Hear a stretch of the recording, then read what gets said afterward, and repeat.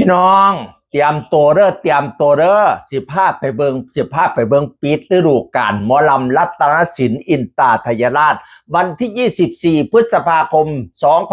2568นี้เป็นคอนเสิร์ตปิดฤดูกาลที่บ้านพักของหมอลำรัตะพี่น้องรัตนศิลป์หมอลำคณะแรกของประเทศไทยปีที่77แล้วพี่น้องข้าเจ้าซ้อมกันสนั่นปั้นพื้นเตือนตอนนี้พี่น้อง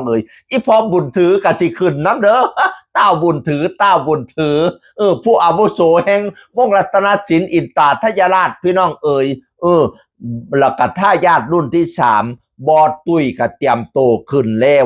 ซ้อมเปลี่ยนตะนายร้องต้องมาหลายเพลงเด้แล้วก็บอดปื้มก็ซ้อมเปลี่ยนตะนายพระเอกนางเอกพี่น้องโอ้ยน้องไออุ่นกับใส่สูทเพชรรอเป็นตะนายท่าเบิ่งเด้อคอนเสิร์ตปิดฤดูกาลอย่างยิ่งใหญ่อลังการใครจะไปดูที่สำนักงานไปดูที่บ้านพักก็เชิญนะบ้านพักรัตนศิลป์อินตาทยราชแล้วผู้ใดบ่ได้ไปกับซื้อไล่สดทางออนไลน์ข้าเจ้ามีไล่สดทางออนไลน์พี่น้องไปสนับสนุนน้ำกันไปสนับสนุนบอสตุ้ยตาฮักบอสปื้มกับตาฮัก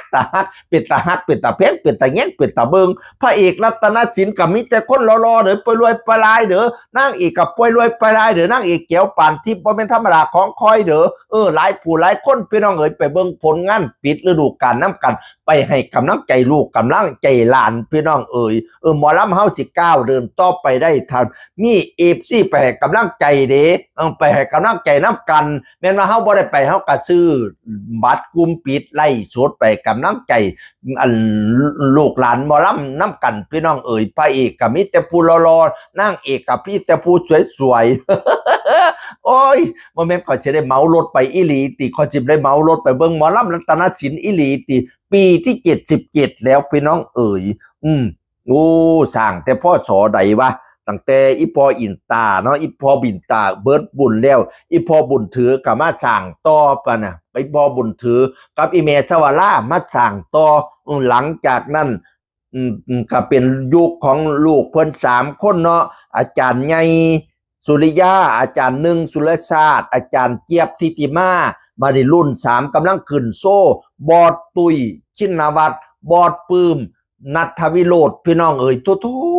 รุ่น3นี่มาแรงเด้อ เอาพระเอกน้อยขึ้นโซ่นี่โตบ้านนั่นก็มาเซ็นสัญญาบ้านนี่ก็มาเซ็นสัญญาแต่โคบกันยังว่าอุ้ยฤดูกาลหน้าเด้อสิอุ่นหนาฟ้าข้างรัตนศิลป์อินตาทยราชสิกลับมาผงาดยืน1เหมือนเดิม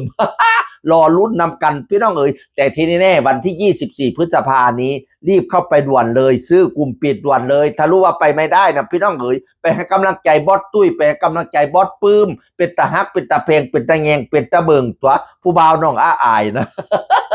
น้องอาอายสิไปเป็นกำลังใจให้บ่น้อ